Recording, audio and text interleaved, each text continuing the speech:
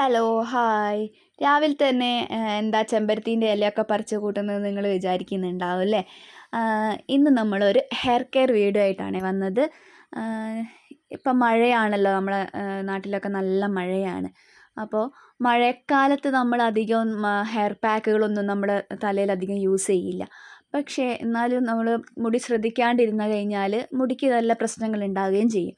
അപ്പോൾ ഇന്ന് എൻ്റെ മോൾക്ക് ഞാൻ മഴക്കാലത്ത് ചെയ്യാൻ പറ്റുന്ന ഒരു നാച്ചുറൽ ഷാംപൂ, അല്ലെങ്കിൽ എങ്ങനെയാ പറയുക, താളി എങ്ങനെ ഉണ്ടാക്കാമെന്ന് ഞാൻ നിങ്ങൾക്ക് എങ്ങനെ യൂസ് ചെയ്യാമെന്ന് ഞാൻ നിങ്ങൾക്ക് കാണിച്ചു തരാം. ഇന്ന് ഞാൻ ഇപ്പോൾ ഈ നാച്ചുറൽ ഷാംപൂ ഉണ്ടാക്കാൻ കാരണം എന്ന് പറഞ്ഞാൽ, ഇന്ന് മോളെ തലയിൽ നന്നായിട്ട് ഡീപ്പ് ഓയിൽ ചെയ്യുന്ന ദിവസമാണ്. അപ്പോൾ ഇന്ന് സ്കൂളൊന്നും ഇല്ലാത്തത് കൊണ്ട് തന്നെ നന്നായിട്ട് നല്ലോണം എണ്ണയൊക്കെ തേച്ച് ഒരു 5-10 മിനിറ്റൊക്കെ ഇരുന്ന് തലയിൽ നന്നായിട്ട് മസാജൊക്കെ ചെയ്യുന്ന ദിവസമാണ് ഇന്ന്. അപ്പോൾ അങ്ങനെയുള്ള ദിവസങ്ങളിൽ ഞാൻ ഇങ്ങനത്തെ ഡീപ്പ് ഓയിൽ ചെയ്യും. ആഴ്ചയിൽ ഒരു 1-2 ദിവസമാണ് ഡീപ്പ് ഓയിൽ ചെയ്യുന്നത്. അപ്പോൾ അങ്ങനത്തെ ദിവസങ്ങളിൽ ഞാൻ മോൾക്ക് നന്നായിട്ട് ഡീപ്പ് ഓയിൽ ചെയ്യുന്ന ദിവസം ഞാൻ ഇങ്ങനത്തെ ഷാമ്പു വെച്ചിട്ട് കഴുകിക്കളയാറാണ് ചെയ്യൽ. അപ്പോൾ ഇത് ഞാൻ എങ്ങനെയാണ് ചെയ്യുന്നതെന്ന് വെച്ചാൽ, നിങ്ങളിപ്പോൾ കണ്ടതുപോലെ തന്നെ സാധാരണ നമ്മൾ തലയിൽ ഏത് എണ്ണയാണോ യൂസ് ചെയ്യുന്നത്, നമ്മൾ സാധാ ദിവസവും ഒരിത്തിരി എന്ത് ചെയ്യുമ്പോഴും ഒരിത്തിരി എണ്ണ നമ്മൾ തലയിൽ പുരട്ടുമല്ലോ. അപ്പോൾ അതേ എണ്ണ തന്നെ മോള് സാധാരണ സാദാ വെളിച്ചെണ്ണയാണ് യൂസ് ചെയ്യാറുള്ളത്. അപ്പോൾ ഈ എണ്ണ തന്നെയാണ് ഞാൻ ഇന്നും എടുത്തിരിക്കുന്നത്. ഈ എണ്ണയിലേക്ക് ഞാനൊരു വൈറ്റമിൻ ഇ ടാബ്ലറ്റും കൂടെ ചേർക്കുന്നുണ്ട്. അതുകൂടി ചേർക്കുമ്പോൾ മുടി ഇങ്ങനെ പൊട്ടിപ്പോവാതിരിക്കാനും മുടിക്ക് നല്ല ഒരു എണ്ണമയമൊക്കെ നിലനിർത്താനും ഒക്കെ ഈ വൈറ്റമിൻ ഇ ടാബ്ലറ്റ് ചേർക്കുന്നത് നല്ലതാണ്. ഇനി ഒരുപാട് മുടിയൊക്കെ ഉള്ള ആൾക്കാരാണെങ്കിൽ ഒന്നിലധികം ചേർക്കുന്നത് കൊണ്ട് കുഴപ്പമില്ല. ഇതിൻ്റെ എണ്ണയും നമുക്ക് ഷോപ്പിലൊക്കെ വാങ്ങാൻ കിട്ടും. പക്ഷെ ഞാൻ ഇതാണ് ചേർക്കാറ്. അതുകൊണ്ട് ഇത് തന്നെയാണ് ഇപ്പോഴും ചേർത്തത്. അപ്പോൾ എണ്ണ ചേർക്കുന്നവർക്ക് അങ്ങനെ വൈറ്റമിൻ ഇ എണ്ണ ചേർക്കാവുന്നതേ ഉള്ളൂ. പിന്നെ അത് നന്നായിട്ട് മിക്സ് ചെയ്യുക. എന്നിട്ട് നമ്മൾ സാധാരണ എടുക്കുന്ന എണ്ണയും ഈ വൈറ്റമിൻ ഇ ടാബ്ലറ്റിൻ്റെ എണ്ണയും കൂടെ നന്നായിട്ട് മിക്സ് ചെയ്യുക. മിക്സ് ചെയ്ത് കഴിഞ്ഞിട്ട് നമ്മൾ മുടിയിൽ നന്നായിട്ടത് പുരട്ടി കൊടുക്കുക. നന്നായിട്ട് മസാജ് ഉള്ളിലും ഒക്കെ ആവുന്ന രീതിയിൽ നന്നായിട്ട് പുരട്ടി കൊടുക്കുക. പിന്നെ നമ്മുടെ ഈ എണ്ണ എല്ലാവരും ഒരുപോലെയുള്ള എണ്ണയൊന്നും അല്ലല്ലോ യൂസ് ചെയ്യുന്നത്. ചിലർ കാച്ചിയ എണ്ണയൊക്കെ യൂസ് ചെയ്യും.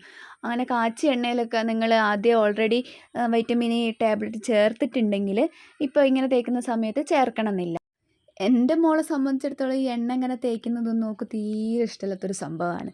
പിന്നെ എൻ്റെ നിർബന്ധത്തിന് ഇങ്ങനെ ചെയ്യുന്നു മാത്രമേ ഉള്ളൂ. എൻ്റെ ഒരു നിർബന്ധത്തിന് ഇപ്പോൾ വഴങ്ങി തരുന്നുണ്ട്. ഇനി വലുതായാലും ഒക്കെ മുടി നോക്കണം എന്നൊക്കെ തോന്നി തുടങ്ങിയാൽ അവൾ തന്നെ ചെയ്തോട്ടെ, എന്നെക്കൊണ്ടാവുന്നിടത്തോളം ഞാൻ ചെയ്യാമെന്നുള്ള രീതിയിലാണ് ഇപ്പോൾ പോയിക്കൊണ്ടിരിക്കുന്നത്. പിന്നെ അപ്പോൾ നമ്മൾ നേരത്തെ പറിച്ച് വെച്ച ആ ചെമ്പരത്തി ഇലയുണ്ടല്ലോ, ഇനിയിപ്പോൾ നമുക്ക് എങ്ങനെയാണ് ഷാംപൂ ഉണ്ടാക്കുന്നതെന്ന് ഒന്ന് കാണിച്ചു തരാം. അപ്പോൾ അതിന് വേണ്ടിയിട്ടാണ് ഈ ചെമ്പരത്തീൻ്റെ ഇല നന്നായിട്ട് കഴുകി വൃത്തിയാക്കി വെച്ചതാണ് ഞാൻ. അതുപോലെ തലേ ദിവസം ഞാനിതിങ്ങനെ 2 സ്പൂണ് ചെറിയ സ്പൂണിൽ ഉലുവ വെള്ളത്തിലിട്ട് വെച്ചിട്ടുണ്ടായിരുന്നു. 2 സ്പൂണ്, കുറച്ച് മതി, അധികമൊന്നും വേണ്ട. 1 സ്പൂണോ 2 സ്പൂണോ, അത് നമ്മൾ മുടീൻ്റെ അനുസരിച്ചിട്ട്. അപ്പോൾ അത്രയും ഉലുവ ഞാൻ വെള്ളത്തിൽ തലേ ദിവസം രാത്രി എടുത്ത് വെച്ചിട്ടുണ്ടായിരുന്നു. ഇനി ചെമ്പരത്തിയുടെ ഇല അതിൻ്റെ തണ്ടൊക്കെ വലിയ തണ്ടൊക്കെ ഒന്ന് പോക്കി കളഞ്ഞിട്ട് ഞാൻ ഒരു മിക്സിയുടെ ജാറിലേക്ക് ഇങ്ങനെ ഇട്ട് കൊടുക്കുന്നുണ്ട്. ചെറുതാക്കിയിട്ട് മുറിച്ച് നമ്മൾ ഇട്ട് കൊടുക്കുക. അതിലേക്ക് നമ്മൾ നേരത്തെ പുതിർത്ത് വെച്ച ഉലുവയും ഉലുവയുടെ വെള്ളവും രണ്ടും അതിലേക്ക് ഒഴിച്ച് നന്നായിട്ട് അരച്ചെടുക്കണം. കുറച്ചധികം വെള്ളം ഒഴിച്ചിട്ട് വേണം നമ്മൾ അരച്ചെടുക്കാൻ. അതിന് സാധാരണ നമ്മുടെ പച്ചവെള്ളം തന്നെ യൂസ് ചെയ്താൽ മതി. ഞാൻ അങ്ങനെയാണ് യൂസ് ചെയ്യാറ്. സാധാ പച്ചവെള്ളവും കൂടെ ഇട്ടിട്ട് അരച്ചെടുക്കുക. നന്നായിട്ട് അരച്ചെടുത്തിട്ട് അത് അരിച്ചെടുക്കണം കേട്ടോ. അരിച്ചെടുത്തിട്ടില്ലെങ്കിൽ അതിൻ്റെ പൊടി നമ്മുടെ തലയിൽ നിന്ന് പോവില്ല. അതിങ്ങനെ പറ്റിപ്പിടിച്ച് തലയിൽ പറ്റി പിടിച്ച് കഴിഞ്ഞാൽ ചിലപ്പോൾ അതിൽ കൂടുതൽ പ്രശ്നമാവാൻ ചാൻസ് ഉണ്ട്. താരനൊക്കെ വരും.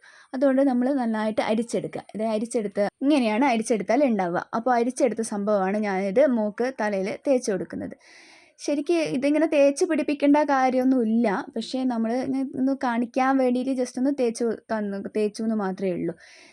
ഇങ്ങനെ തേച്ച് പിടിപ്പിക്കുന്നതിനെ കൊണ്ട് ദോഷമൊന്നുമില്ല. ഇങ്ങനെ ഒരു 10-15 മിനിറ്റ് ഇങ്ങനെ തേച്ചിട്ട് ഇങ്ങനെ പിടിപ്പിക്കാൻ പറ്റുമെങ്കിൽ അത്രയും നന്ന്. ശരിക്കും അല്ലെങ്കിൽ ഇങ്ങനെ തേച്ച് പിടിപ്പിക്കാൻ സമയമില്ലാത്തവരാണെങ്കിൽ ഉണ്ടാക്കിയിട്ട് ബാത്റൂമിൽ നിന്ന് അപ്പം തന്നെ കഴുകി കളയാവുന്നതേ ഉള്ളൂ. ഞാനിപ്പോൾ എന്തായാലും മോളെ തലയിൽ നന്നായിട്ടതൊന്ന് തേച്ച് പിടിപ്പിക്കുന്നുണ്ട്. എന്നിട്ടൊരു 10-15 മിനിറ്റ് കഴിഞ്ഞിട്ട് കുളിക്കാവുന്നതേ ഉള്ളൂ. അപ്പോൾ ഈ നന്നായിട്ടൊന്ന് മസാജൊക്കെ ചെയ്ത് കൊടുക്കുക തലയിൽ. ഇത് തേച്ചിട്ട് നന്നായിട്ട് ഒന്ന് എല്ലാ ഉള്ളിലേക്കൊക്കെ എത്തുന്ന രീതിയിൽ നന്നായിട്ടൊന്ന് തേച്ച് കൊടുക്കുക. അപ്പോൾ ഇന്നത്തെ വീഡിയോ ഇത്രയേ ഉള്ളൂ. നിങ്ങൾക്ക് എൻ്റെ വീഡിയോസൊക്കെ ഇഷ്ടമാവുന്നുണ്ടെന്ന് വിചാരിക്കുന്നു. അപ്പോൾ ഇഷ്ടമാകുന്നുണ്ടെങ്കിൽ നിങ്ങളൊന്ന് സപ്പോർട്ട് ചെയ്തേക്കണം കേട്ടോ. ഒരു കാര്യം കൂടി പറയട്ടെ, കുളി കഴിഞ്ഞ് എല്ലാവരും മുടി നന്നായിട്ട് ഉണക്കാൻ ശ്രദ്ധിക്കണേ. നന്നായിട്ട് ഉണക്കി വെക്കണേ. മഴയായതുകൊണ്ട് ഉണങ്ങി കിട്ടാൻ കുറച്ച് പ്രയാസമായിരിക്കും. ഫാനിൻ്റെ അടിയിലോ എങ്ങനെയെങ്കിലും വെച്ചിട്ട് നന്നായിട്ടൊന്ന് ഉണക്കി എടുക്കുക. നനഞ്ഞ മുടിയോടെ ഇങ്ങനെ കെട്ടിവെച്ച് കിടക്കരുത്. അതുകൂടെ നമ്മളൊന്ന് ശ്രദ്ധിക്കണം കേട്ടോ. അപ്പോൾ മറ്റൊരു വീഡിയോ ആയിട്ട് കാണുന്നത് വരേക്കും ടാറ്റാ, ബൈ ബൈ.